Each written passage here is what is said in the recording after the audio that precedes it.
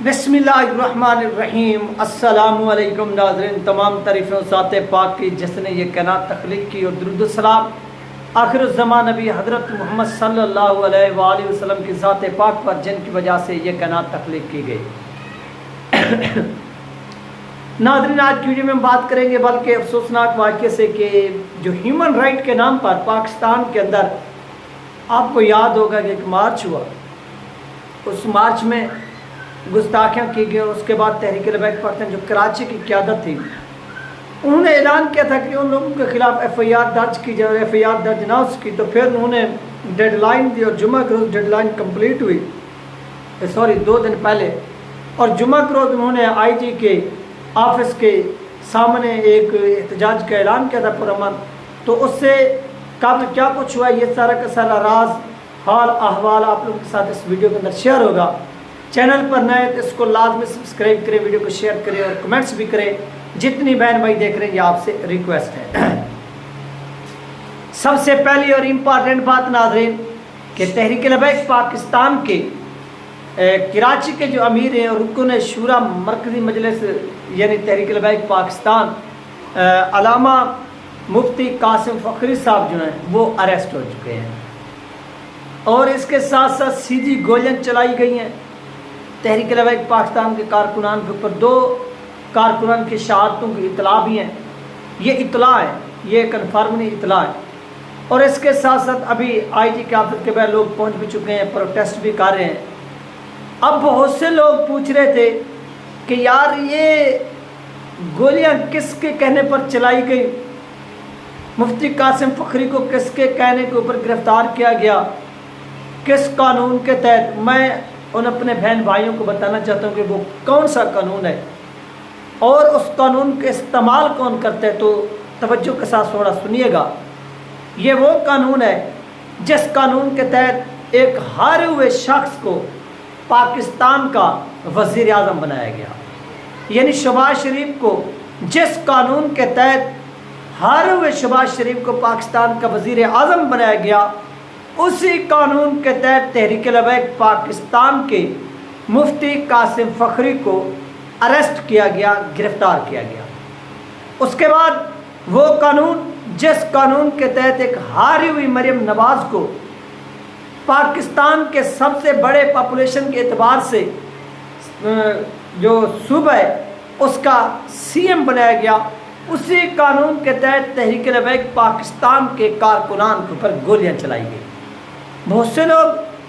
पूछ रहे थे कि भाई चलो ये तमाम चीज़ें हो गई तो फिर FIR क्यों नहीं हुई। भाई FIR इसलिए नहीं हुई, इस कानून के मुताबिक नहीं हुई जिस कानून के मुताबिक जरदारी को पाकिस्तान का वज़ीर आज़म सदर बनाया गया और उस कानून के तहत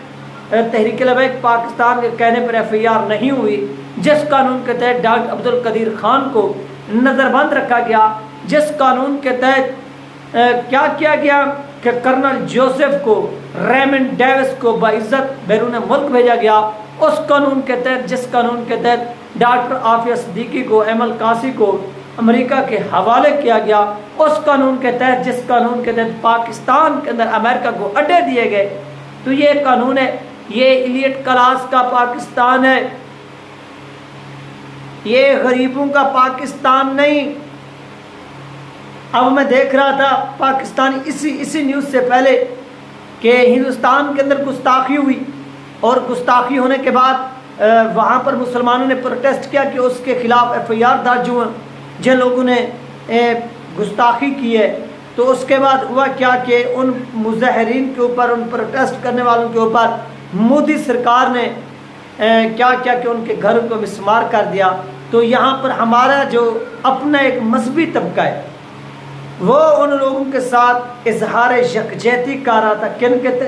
साथ, हिंदुस्तान के अंदर बसने वाले मुसलमानों के साथ जिनके घरों को मिसमार किया गया। तो यहाँ पर जो लोग मोदी को गालियाँ दे रहे थे, अपने मुसलमान भाइयों के साथ इजहार यकजहती कर रहे थे, आप कर तो बहुत अच्छा काम रहे थे, लेकिन थोड़ा मुझे भी आप जवाब दीजिएगा। आपसे क्वेश्चन करना बनता भी है और जवाब देना भी आपका फ़र्ज़ है, फिर आप भी जवाब दीजिएगा। हिंदुस्तान के अंदर مکانات کو مسلمانوں کو مسمار کرنا اور پاکستان کے اندر لوگوں کے گھروں میں گھسنا، جیسے ابھی گھسے ہیں 14 اگست کی ریلی سے پہلے، اور پھر بچوں کو اٹھانا، کیا ہندوستان اور پاکستان کے درمیان فرق رہ گیا؟ کیا وہاں پر مسلمان خواتینوں کو ڈنڈے مارنا اور پھر پاکستان کے اندر وہ ریاست جو مذہب کے نام پر قائم ہوئی اور یہاں پر ختم نبوت کے نام پر مارچ ہوا اور یہاں پر خواتین کے منہ پر تھپڑ مارنا، پھر ان خواتین ان بچوں کے سامنے ان کے بہن بھائیوں کو گھر والوں کو اٹھا کر گھسیٹ کر تھانے میں لے جانا، تو کیا پھر مودی کی فورسز اور ہماری فورسز کے درمیان کوئی فرق رہتا ہے؟ ناظرین، یہاں پر صرف لیبل کا فرق ہے۔ جیسے آپ دیکھتے ہیں نا کہ مختلف کمپنیز کی یہ بوتلیں ہیں، مرینڈا، پیپسی، یہ وہ، یا کبھی کبھی ادویات بھی آپ دیکھتے ہیں، میڈیسن، لیبل اور لگے ہوتے ہیں، لیکن وہ فارمولا وہ سب کچھ وہ ایک ہوتا ہے۔ اور ہندوستان اور پاکستان کا بھی یہی ایک، یعنی ہندوستانیوں کی سرزمین اور پاکستان پاکستانیوں کی سرزمین۔ تو اس سے ہوتا کیا ہے کہ یہاں پر دونوں کے اوپر لیبل اپنا اپنا ہے، لیکن اس کے اندر جو نظام ہے وہ نظام آج بھی وہ 14 اگست سے پہلے والا یعنی ہندوستان کا ہے کہ یہاں پر مسلمانوں کو کبھی بھی اوپر نہیں آنے دینا، مسلمانوں کی نہیں چلنی دینی، مسلمانوں کو ایسے دبا کر کچل کر رکھنا ہے۔ وہ ریاست جس ریاست کے اندر ممتاز قادری کو تختہ دار پر لٹکا دیا گیا، جس ریاست کے اندر آسیہ مسیح کو ملعونہ کو کیا کیا گیا، ریلیز کیا گیا اور بیرون ملک بھیجا گیا، یہ وہ قانون اور چل رہے ہیں۔ تو سب سے پہلے اس سسٹم، ہم سسٹم کی بات کرتے ہیں۔ پاکستان سارا کا سارا ہمارا اپنا ہے، اس کے ادارے ہمارے اپنے ہیں، لیکن ان اداروں کو جس سسٹم نے جکڑا ہوا ہے، قید کیا ہوا ہے، اس نظام کو توڑنا چاہیے تاکہ اس پوری کی پوری پبلک کو آزاد کیا جا سکے اور پاکستان کو جس مقصد کے لیے، جس عزائم کے لیے حاصل کیا گیا ہے وہ مقصد حاصل کیا جائے، وہ عزائم پائے تکمیل تک پہنچے، تب جا کر جو ہے وہ پاکستان کے اندر خوشحالی آ سکتی ہے۔ ورنہ پاکستان کے اندر جو ایلیٹ جیسے جو انگریزوں کے اس دور میں چمچہ گیر ہوا کرتے تھے، ان کو وی آئی پی قسم کا پروٹوکول، زمینیں، جائیدادیں، سب کچھ۔ یہی چیز آج بھی ہے کہ جو آج امریکہ اور برطانیہ کی چمچہ گیری کرتے ہیں وہ اقتدار میں ہیں، پھر ان کے اقتدار میں جو بیٹھے ہوئے ان کے جو چمچہ گیر ہیں وہ پھر ہمارے اوپر کیا کر رہے ہیں، حکومت کر رہے ہیں، مسلط ہیں، اور ہم لوگوں کو کچلا جا رہا ہے۔ جیسے ابھی مفتی قاسم فخری کو گھسیٹ کر گاڑی میں ڈالا گیا،